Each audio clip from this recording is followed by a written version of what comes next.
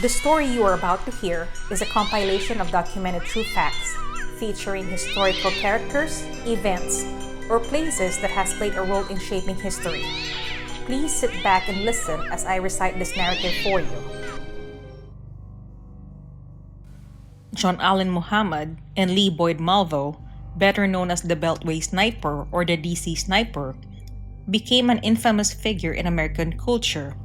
As a sniper team, they terrorized Washington, D.C. area for several weeks. In October 2002, Muhammad was born John Allen Williams, and after his mother died when he was 4, an aunt raised him in Baton Rouge, Louisiana. He married after high school, and the couple had a son they called Lindbergh. At first, his military career seemed promising. He was described as personable and outgoing by one of his commanders, but by the early 1980s, cracks were beginning to show in his facade. He got into trouble twice, once for failing to report for duty, and another time for hitting an officer. In 1985, he and his first wife separated and he enlisted in the U.S. Army. By now, he had converted to Islam, and while he was stationed in Washington State, he met Mildred Green, who he would later marry. The marriage produced 3 children, and Muhammad was doing well in the army. He became a skilled marksman and served in Germany and the Middle East during the Gulf War. In 1994, Muhammad decided to leave the army and made 2 attempts to start his own business. First with an auto mechanic shop and then a karate school, but both ventures failed. In 1999, his second wife Mildred filed for divorce, and the next year, she got a restraining order against Muhammad because of the threats he made against her. Soon after, Muhammad took their children and fled to Antigua. It is here that he met Lee Boyd Malvo. He later returned to the United States, settling in Bellingham, Washington with his children. Soon, however, police officers found him and returned the children to their mother's custody. She moved with them to Maryland. Lee Boyd Malvo was born to Leslie Malvo and Una James and spent his early years living in Kingston, Jamaica. The relationship between his parents was volatile, and his father left the home when Malvo was 5 or 6, following a violent argument where Leslie had punched Una, and she in turn tried to attack him with a machete. Una was a very domineering, strong woman, and Leslie couldn't tolerate her anymore.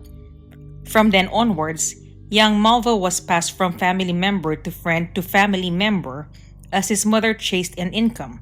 She would regularly drop him off at someone's house while she went away to work, and this devastated the young boy.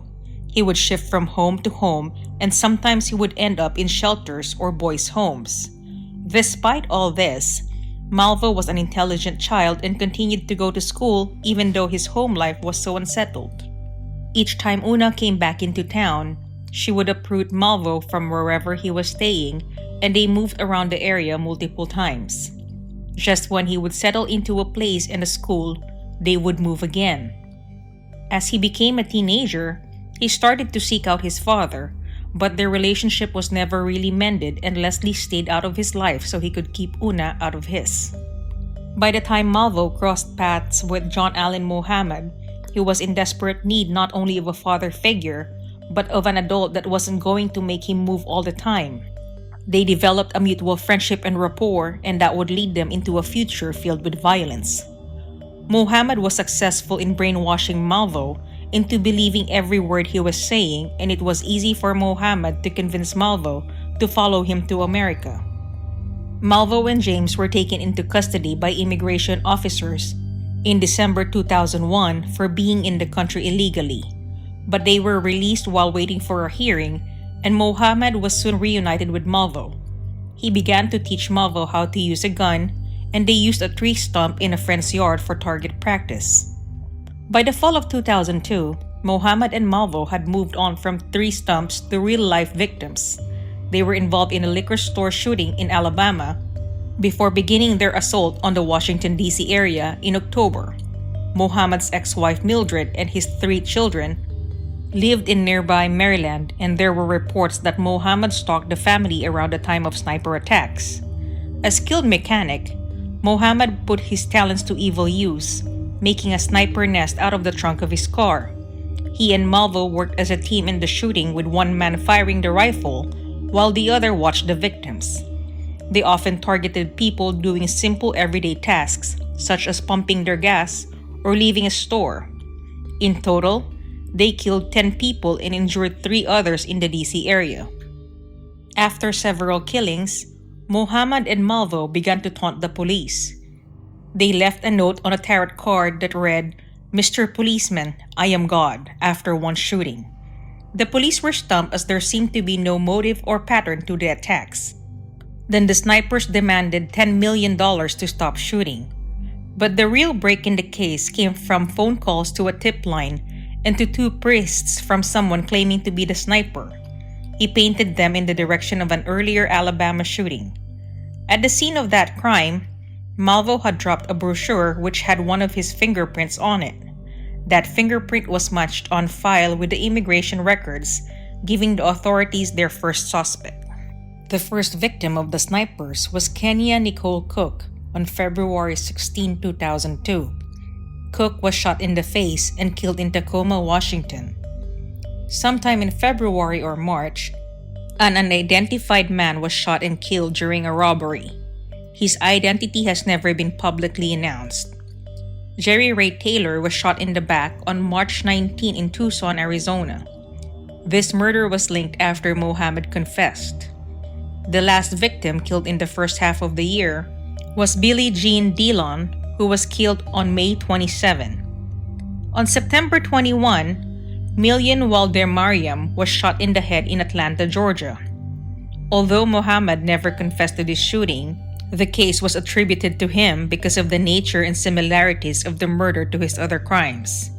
Mohammed shot Claudine Lee Parker in the back on September 21 while he was robbing the liquor store where she worked.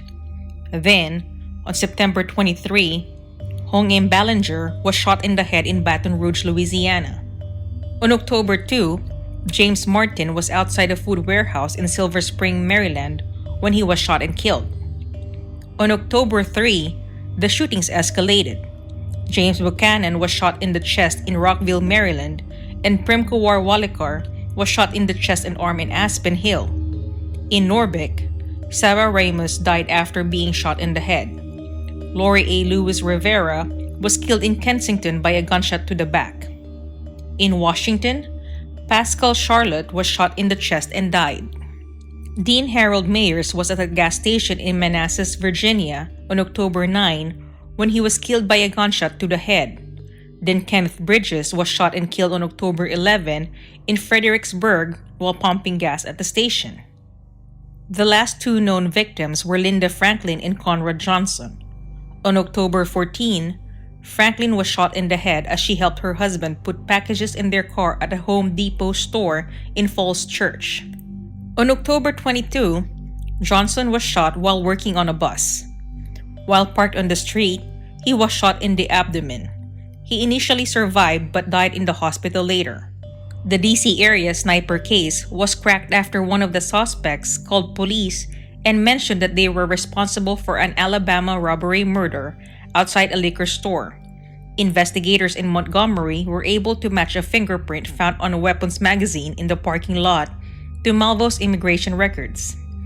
After connecting Malvo to the Montgomery killing, authorities traced him to a school in Bellingham, Washington, then to a home in Tacoma where he lived with Mohammed. Police then linked the sniper team to Mohammed's blue Caprice, which was registered in New Jersey.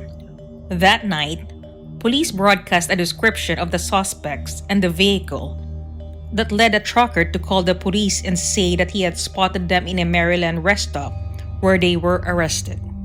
On October 24, 2002, more than 20 days after the rampage began, the authorities surrounded the vehicle where Mohammed and Malvo were. They were taken into custody and arrested.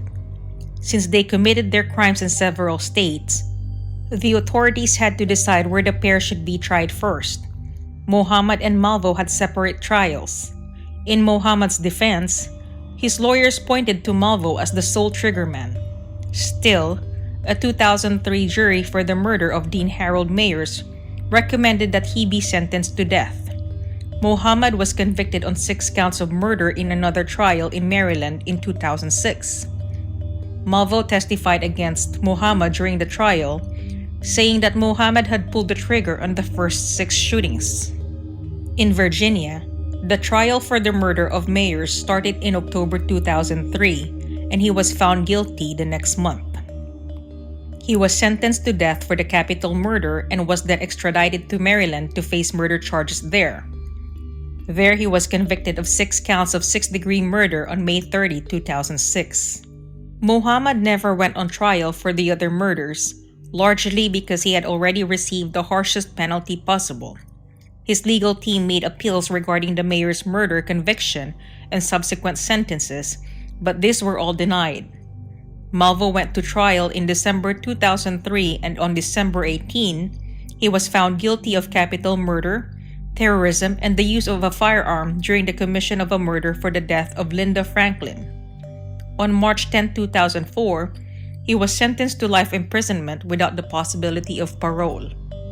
Malvo entered a plea deal for the murder of Kenneth Bridges and the wounding of Carolyn Sewell and received another life sentence on October 26, 2004. In 2006, Malvo confessed to murdering Jerry Taylor in 2002. In November 2006, he received further life sentences for the murders of 6 victims in Maryland. Malvo appealed the Maryland federal courts in June 2013 to have his life sentences vacated, but a year later, the appeal was denied. A further appeal was filed on July 2014, and this time, 2 of the life sentences were overturned, and the case needs to be resentenced. Malvo remains in prison to this day waiting. On November 10, 2009, Muhammad was led to the execution chambers at the Greensville Correctional Center. He had been given the choice of the lethal injection or electrocution, but he declined to choose, so the lethal injection was chosen for him. The execution process started at 9:00 p.m., with the lethal chemicals being released at 9:06 p.m. He was declared deceased at 9:11 p.m., and after his body was cremated, the ashes were given to his son.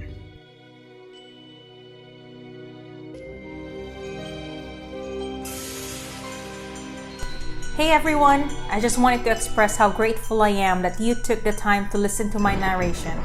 Hopefully you enjoyed it. I am Twisted Mind, and please enjoy the rest of your day. Salamat!